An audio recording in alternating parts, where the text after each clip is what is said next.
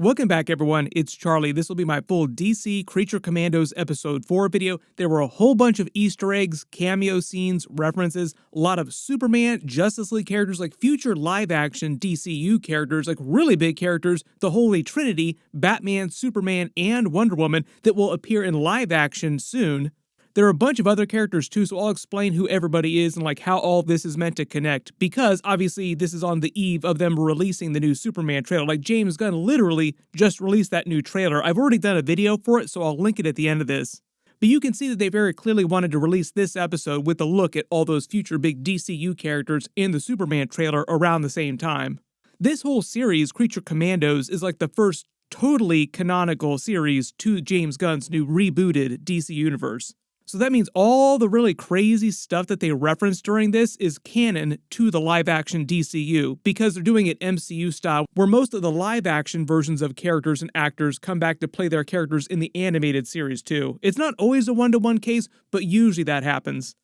It's a real big Weasel episode this week, confirming a whole bunch of fan theories about Weasel's backstory. The episode titled Chasing Squirrels is a reference to his backstory and how he got locked up in Belle Reve the first time and became part of the Suicide Squad and then Task Force M now, blamed for the deaths of a bunch of kids when in fact he was trying to save their lives.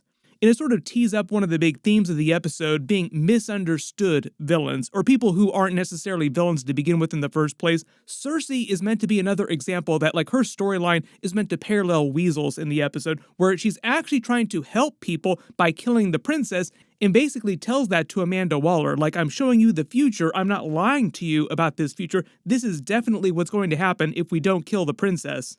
So even though Cersei is actually a Wonder Woman villain from those comics, in this episode, she's not meant to be a villain. Like, the big twist is that she's actually not the main villain of the series, the princess is the actual villain. But I am sure there'll be another twist behind that too, like the princess as Rick Flagg knows her now probably isn't the same villain that we'll find her to be later in the series. There'll probably be another twist behind that villain turn. But all the Weasel backstory stuff is also meant to follow with a lot of the stuff that Rick Flagg said in the first couple of episodes, where he's like, you know what, we haven't noticed any violent behavior from Weasel. He doesn't seem that bad to me. All because, yes, he is not that bad. Like, he's actually meant to be a relatively good character. It's just that he can't speak like a human, so he can't actually tell people the truth of what happened. The episode starts with Rick Flagg getting it on with the princess again. They're going back to Belle Reve with Cersei. She keeps trying to honeypot him, but like I said, it's not totally clear if she's actually evil here and just trying to hide it, or if something else is going on and will cause her to turn evil soon. Like the idea that Cersei is trying to prematurely kill her before she can turn evil, but she hasn't turned evil yet. There's also a lot of other magic-based theories too, like maybe something magical is at play and somebody else is possessing her body, like the real queen might be possessing her body. There's only 7 episodes in the season, so they'll probably finally reveal that either in next week's episode or the episode after that. Usually they wait till a little bit later in the season to reveal that kind of big twist. The reason I say that, like the reason why I say she might not have had the villain turn yet, is because when he's walking away, the look on her face isn't sinister at all. Like, she doesn't look like she has any sinister thoughts in her head. Normally in cartoon-based series like this, if he were walking away and she were already evil, she'd have like some dark smirk on her face. There'd be some sort of visual tell that she was actually a bad person. Back at Belle Reve, we get another cameo scene from John Economos, who hurt his leg. This is meant to take place after the events of Peacemaker Season 1, so the idea is that the injury is meant to be from the events of Peacemaker Season 1 when they were fighting the aliens, which he references later. The way that James Gunn explained Peacemaker Season 2 is that everything from Season 1 inside the DCEU will still be canon to his rebooted DCU, with the exception of that Justice League scene at the end. Like I said, everything is canon except for that last big cameo scene, even though it was just Aquaman in the Flash. Like, not everybody's face was visible during that scene. But it was meant to be the DCEU Zack Snyder Justice League. So just imagine that didn't happen, and everything else from Peacemaker is canon. Weasel's lawyer that we meet, Elizabeth Bates, is played by Linda Cardellini, who most of you remember from a bunch of different things, primarily Hawkeye's wife in the MCU, because we just saw her during the Hawkeye series. They also canonized her as the MCU version of Mockingbird during that, meaning that she was also a S.H.I.E.L.D. agent at one point. She also came back right after that as Lyla during Guardians of the Galaxy 3. The other big reason why she's doing this role, and the reason why she was in Guardians 3, is because she's a longtime friend of James Gunn, because she's the original Velma from the Scooby-Doo movies, and Scooby-Doo was James Gunn's first big movie credit in Hollywood. Like, it was his big break.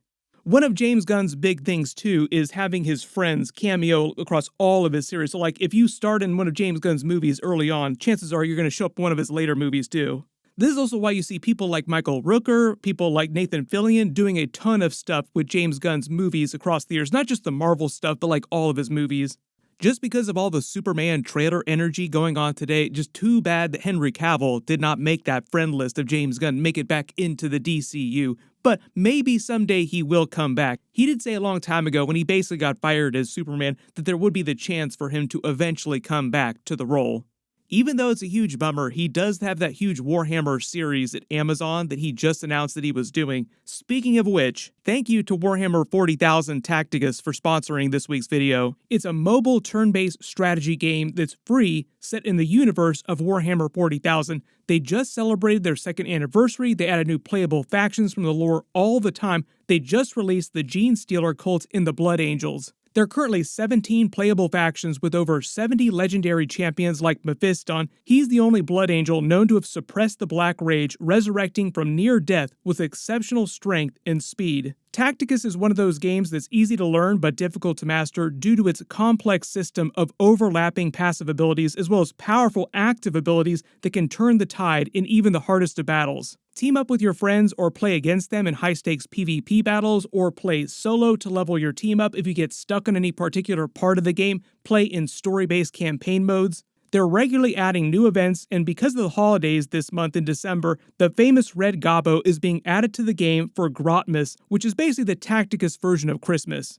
When you log in, use the code HAPPYDEC to get a bunch of free stuff to help you start your game, 2k gold and 50 Blackstone, available until January 1st. So get yourself some free stuff, always love free stuff, and have a great holiday of games.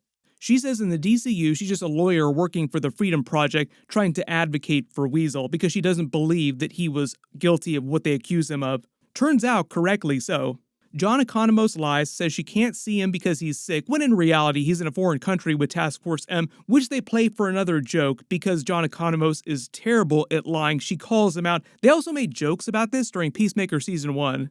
As they show up and Weasel climbs out of the back of that plane. As they're coming off the back of the plane, the bride clocks someone outside the fence spying on them, probably one of Frankenstein's men who's in the helicopter getting jealous of Rick Flagg, setting up their plot later in the episode. We find out his second in command is a mercenary that he hired who also fought with Rick Flagg in Jaunpur, which is actually a real country inside the DC universe. It's sort of like a magic, mystical, ancient country, kind of like Themyscira. So like I said, everything that they mentioned in the episode, particularly this magical country, is also canon now to the live-action DCU. It would make sense that Themyscira isn't like the only magical country inside the DCU. As you saw during the Superman trailer, James Gunn said that his live-action DCU is meant to get way crazier, more like the Silver Age comics, like way trippier sci-fi and fantasy than they have in the recent DCEU movies. Really, the Superman trailer is probably the best example of that. I've already done an extensive video on it, so I'll link it at the end of this. Frankenstein gets weirdly jealous of Rick Flagg's ability to grow a beard. He's like a big dumb animal, winds up killing both of the mercenaries that he hired and taking down the helicopter. Then when Weasel's lawyer calls him John, his real name in the comics was actually John Monroe, but on the series they call him John Doe because nobody can actually get him to speak because Weasel can't speak, so they're just calling him John Doe, which is typically what you call someone when you don't know what their name is. In the original DC Comics, Weasel was actually a human that just wore a Weasel costume. His original name was John Monroe, and he's from the Firestorm comics. They introduced a later version of Weasel that was an actual metahuman, more of like an animal, actual Weasel-based character like the one that you see on the show, and they kept the John Monroe name. But on the series, they're calling him John Doe, so maybe just eventually they will come to call him John Monroe, like they'll give him an actual full real name. There are a couple differences between this version of Weasel and the comic book Weasel. Like the comic book Weasel was very much a villain and very much did kill a whole bunch of little kids. This version in the DCU is actually meant to be a good character. Their arguing cues up Weasel's first series of flashbacks with him meeting the little kids for the first time. This is when Weasel was younger too. They start feeding him and he slowly just begins to play with them, making friends. But the way they start the flashbacks is more of a French reverse style with showing you the end result of how he got arrested by the police, like from the police's perspective of him dragging the little kids so they think that he killed the kids when really he was actually trying to save them. Then French reverse style, they flash back even further to show you the full context for what actually happened. And remember, all of Weasel's troubles here are really just based on the fact that he can't actually speak up for himself. All he would have had to have done is just speak out and say, "No, I'm trying to save them." Then Amanda Waller interrogates Cersei, and there was actually some arguing online about this with James Gunn chiming in, explaining the way he's doing Cersei's powers in the DCU is that she can only use her magic when she has the ability to use her hands, like she needs her hands to weave magic. So that's why Amanda Waller here has her in those special gauntlets to basically disable her, but she still has the ability to enter other people's minds and show them those visions of her futures. The big limitation that they offer to that, though, to keep her from getting too OP, is that Cersei can't control her clairvoyance, so she can't control what it is that people see, but it's also a way of verifying that she's not lying to you about the future, like she's showing you a version of a future. The real backup question here, though, is will it become a self-fulfilling prophecy? Like, will Amanda Waller inadvertently lead to things happening this way because she's trying to avoid some possible future? There are a whole bunch of pop culture references during these scenes and later in the episode too, so I'll explain that too. James Gunn said that certain DC series will treat real-world pop culture a little bit differently. Amanda Waller starts by making a Maleficent reference, which is Sleeping Beauty, meaning that Disney is canon to the DC universe, so we'll see if they canonize Marvel comics too. Arrow and The Flash did that in the Arrowverse, but that stuff isn't canon to the DCU. John Economos outs himself as a huge Hocus Pocus fan because he mentions Bette Midler is a witch in that movie. That's also a Disney movie. Amanda Waller makes another joke about her slutty costume, which itself is a larger joke about a lot of female comic book characters whose supersuits, a lot of times, both DC and Marvel, look like glorified bathing suits. Then they start to reveal the real truth of the series. Cersei is not meant to be the actual main villain, it's really the princess. The question though is she the villain yet? Like, has she turned into the villain, or is there going to be some big twist in next week's episode that causes her to turn evil? They make another Wicked and Wizard of Oz reference, calling her Glinda the Good Witch, meaning that that's also canon to the DCU now too. And when Cersei says that the devil doesn't want to see the world dying, she's actually talking about the literal devil of the DC universe, who is an actual real character. He shows up during the Lucifer, the Constantine comics, other supernatural stories. He even appeared in some Suicide Squad stories. Inside the DC universe, they also refer to him as the First of the Fallen, or Satan, meaning now that the actual devil of the DC universe is now canon to the live-action DCU. We will see where that character shows up in like live-action projects, like no idea when that's going to happen. Probably not in the new Superman movie, like not expecting everybody and their sister to show up in that Superman movie. A lot of these name drops are mostly just table setting for the universe, like slowly kind of setting the stage for what exists, like what's going on inside the DC universe in present day. Cersei then gives Amanda Waller a vision of the future. The way they visualize the vision, they make it seem more like a magic-based trip through time and space, like very Doctor Who vibes, but magic. First it's the princess with a whole bunch of new scars on her face, I'm guessing from Weasel's claws, in one of her knight's mech suits wielding some giant polearm weapon. I'm assuming this is also a magic weapon. Her cloak looks super tattered, so I'm assuming this is after she's conquered a lot of the world, like after many, many battles. She commands a giant army of knights, advanced jet fighters, a whole bunch of tanks, like her forces have grown as she's conquered other forces.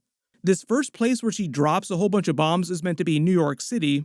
Then it looks like Gorilla Grodd has joined forces with her. Notice what he's wearing. He's wearing a girdle that has that same purple gem that Cersei has in her armor, and the same purple color of the necklace that the princess was wearing, and the same purple color of the tourmaline necklace that Victor von Frankenstein gave to the bride. So it seems like there's some connection between these purple gems, magic, and what's happening with the princess. They fire energy weapons that look like they're also powered by the same purple gems. This here is meant to be Metropolis, where the woman and the baby are killed, being razed to the ground. She takes the White House with the tanks, the helicopters. Then they show the crucified remains of the Justice League, which don't exist yet in the live-action DCU, like they haven't formed yet. So all these are future characters that we will see in live action. Biggest one, also relevant because we just got that live-action Superman trailer, is David Corenswet's Superman. Him on the cross being crucified is also another Christ metaphor because in a lot of Superman stories, he's presented as a very Christ-like figure in DC Comics. Directly next to him are the Holy Trinity, the new Batman that we'll meet during Batman Brave and the Bold, the new DCU Wonder Woman. I don't know when we're going to see her for the first time, but it won't be Gal Gadot, it'll be like a completely new actress. There are a bunch of other huge characters from the comics behind them. The one on the far left looks like a version of Green Arrow, so we might actually see Green Arrow show up in live action. I do not expect him to be played by Stephen Amell, but Stephen Amell, this is actually kind of funny, in real life, because of that Peacemaker Season 1 joke, Stephen Amell did get a little pissed off. We get a bunch of better looks at some of the characters too, like this different one here has Wonder Woman's tiara in the front, meaning that when she shows up in the DCEU, this is what she'll be wearing, this is what it'll look like. Behind her are Supergirl. That's actually going to be the second live-action DCU movie, if you can believe it. Like, I wasn't expecting Supergirl to be like the second movie right after Superman, but that's just the way things worked out. Next to her is Hawkgirl. We're actually going to see her during the Superman movie. I believe this is Booster Gold between them in the back, and then on the far right is the Damian Wayne Robin, who we'll also meet during that Batman Brave and the Bold movie. Next, we see Peacemaker on the ground, R.I.P. Peacemaker Season 2 will release next year after Superman comes out. We get a close-up shot of Batman. Notice the look of his cowl and cape. This is probably what it's going to look like in live action. Behind him, if you couldn't tell, this is meant to be Vigilante, also from Peacemaker. He'll be back during Season 2. Behind him is the new Aquaman, it looks like, who will not be Jason Momoa. It'll be a new actor. I think that Jason Momoa might be coming back as a version of Lobo, though. The next to Superman looks like a version of Starfire. Behind her might be Captain Atom. On Superman's right, though, is Mr. Terrific. He's actually going to be a real big character during the new Superman movie, played by Edie Gathegi. This torn Superman flag is meant to be a reference to the death of Superman in the comics, and then the princess just laughs maniacally, having taken over the entire world, killed all the major heroes. Freaking the hell out of Amanda Waller, and remember, her big thing is that nothing shakes her. She's meant to be stone cold. Notice that Cersei is also crying, meaning that she was being honest about everything. A big theme of the episode, like I said, is misunderstood villains. Then they canonize Star Wars to the DCU when Rick Flagg mentions Jedi mind trick. We get our next big cameo scene from Stephanie Beatrice from Brooklyn Nine-Nine playing Isla McPherson, who's a relatively new character in the DC Comics from Gotham Academy. She's also in Batman Brave and the Bold, too. Meant to be an expert on Themyscira inside the universe. She uses an example of a time that Cersei used her clairvoyance to try and help the Amazons on Themyscira to explain why she's good in present day and trying to help them, even though she's typically known as a villain. When Amanda Waller says that she's from Terrebonne University, that's also a school in the DC Comics that exists in Louisiana. Amanda Waller gets pissed off at Rick Flagg for trying to use her first name like it a little too familiar. She's not close to anybody except for her daughter. He then quits the team because he doesn't believe Cersei and thinks the princess needs to be saved, and then upgrades the bride to team leader, replacing Rick Flagg. When we go to the prison commissary, there are a ton more DC villain Easter eggs, and most of them are super deep cuts to like D and F list villains from the comics, like really classic cuts. Behind them on the far left, the person in the hood is the fisherman who we saw in last week's episode. Next to him is the Crimson Centipede, who we also saw in the exact same scene in last week's episode. The green sludge villain here looks like a version of Chemo, who's actually toxic waste that gained sentience, like an actual container for a vessel of experiments that a scientist just dumped his stuff into, then threw a growth formula in that sludge of all his experiments gained sentience and became Chemo. Then they get real crazy with the cameo scenes. This egg person is literally called Egg Foo. He's actually a former communist agent from the classic Wonder Woman comics. He uses a mechanical exoskeleton to walk around. You can actually see him in it at the table here with like little booties on the legs. This person walking next to him looks like a version of Great White Shark from the Batman comics. His real name is Warren White. He got arrested and then sent inside Arkham. He had an encounter with Mr. Freeze that left his skin all pasty white like this, and then it destroyed part of his lips so that his teeth always showed, and he just renamed himself Great White. It's not like he has actual shark powers, though. Then probably one of the crazier cameo scenes here, the yellow-looking Big Bird Sesame Street creature is actually called Rubber Duck. He's from the Captain Carrot comics, which is another super deep cut for DC canon. He also appeared in the Teen Titans comics too. This almost feels like James Gunn trying to do a slight type of Howard the Duck cameo scene, but with DC characters. Like, can we get a duck-based character cameo in here somewhere? Howard the Duck is coming back during What If Season 3 episodes though, but that's like totally different Marvel Universe thing. This wolf-looking creature serving them food, I think, is Warren Griffin from the Creature Commandos comics. He's an actual werewolf who's also from World War II. This vampire that you see next with the wings is Nosferatu from the Superboy comics. She's another person from Project M, like we're talking more Creature Commandos Easter eggs here. She was actually the product of genetic experimentation crossing humans with bats. The gorilla yelling at Nina, trying to get it on with her, is Con Gorilla from the Superman comics. He was originally a human named Congo Bill, who was given a magical ring that transferred his consciousness to a gorilla's body. Eventually, his original human body got destroyed, trapping him in the gorilla's body, where he took the name Con Gorilla, like Congo Bill became Con Gorilla. So that's why he seems like he's so eloquent, like he's an actual human mind trapped inside a gorilla's body. When he mentions manic panic, that's actually a fashion-style joke about the bride's hairstyle. Then as she's beating the hell out of him, there's actually a couple more cameo scenes as the camera pans around the room. The person with the yellow bug eyes is Bug-Eyed Bandit from the Atom comics. His real name is Bertram Larvin. He was just an inventor who used bug-themed technology to become a villain. I'm not totally sure who the green insectoid is next to him, but they look like an actual alien creature. Let me know in the comments if you think you know who this is. I think I'm missing a couple people. I think there are like a couple other background cameos that you see, like blink and you'll miss it in the background. So if you think I missed anybody, just write them below in the comments. But part of the idea is they want to let you know that Amanda Waller has a ton of creatures that she has in her prison. Rick Flagg then tries to warn the princess unsuccessfully. Like I said, this might actually lead to a self-fulfilling prophecy where like the princess isn't directly evil right now, but something will happen that they do that will cause her to turn evil.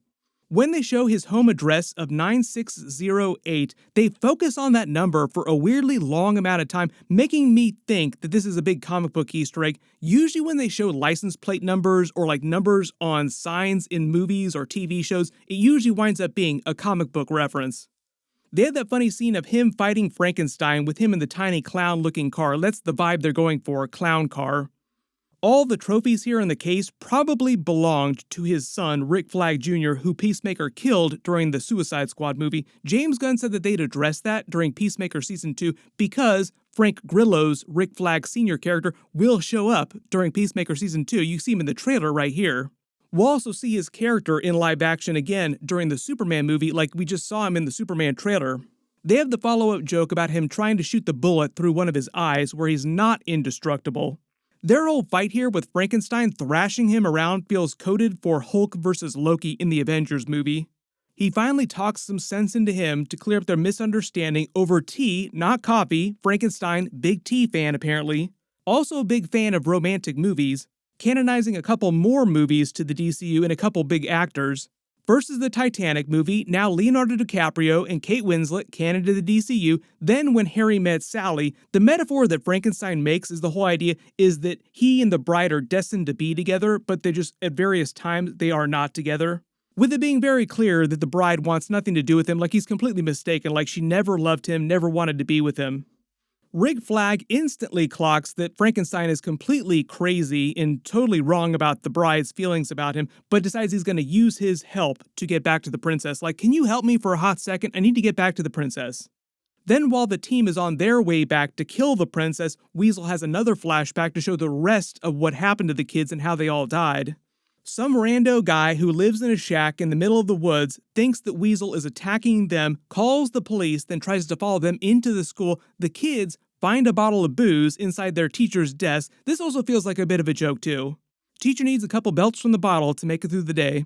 With the kids eventually accidentally starting a fire with some matches in that teacher's booze. So the man mistakes their playing, makes the fire worse, causing the explosion, with Weasel trying to save that last kid because all the other kids have already died in the explosion. With the police ignoring the little girl, causing her to die so that they can arrest him, and then the bride mistakenly thinking that Weasel's dream is just chasing squirrels, giving the episode its name. So we get the truth of the tragic origin of the Weasel character. We will see if the truth ever actually comes out in the context of the episodes, like if he's ever actually freed. Maybe because Cersei has some psychic abilities, she'll help Weasel, like Cersei will be able to see into Weasel's mind and see the truth of what actually happened and then speak on his behalf. Episode 5 next week seems like it's going to be a big Frankenstein episode to show his side of the flashbacks after the bride tried to kill him the first time and then he started chasing her across history. So we'll find out a little bit more what's going on with David Harbour's character. He also talked about returning as live-action Frankenstein in future DC projects, but he didn't say when that would happen. Currently, he's mostly doing all the Red Guardian stuff in the Thunderbolts movie. If he doesn't die during that movie, hopefully they don't kill him off, he will also return with them in Avengers 5. There are a bunch of Easter eggs and references during the episode, particularly all those big Justice League, like the Superman cameo, Wonder Woman, Batwoman, all the other big Justice League characters. So if there's anything that you think I missed and I didn't talk about during the video, just write it below in the comments. Like I said, I just did that big Superman trailer with David Corenswet's Superman. Click here for that. There's a whole bunch going on there that we need to talk about. And click here for all my Creature Commandos episodes. My episode 5 video will post next week.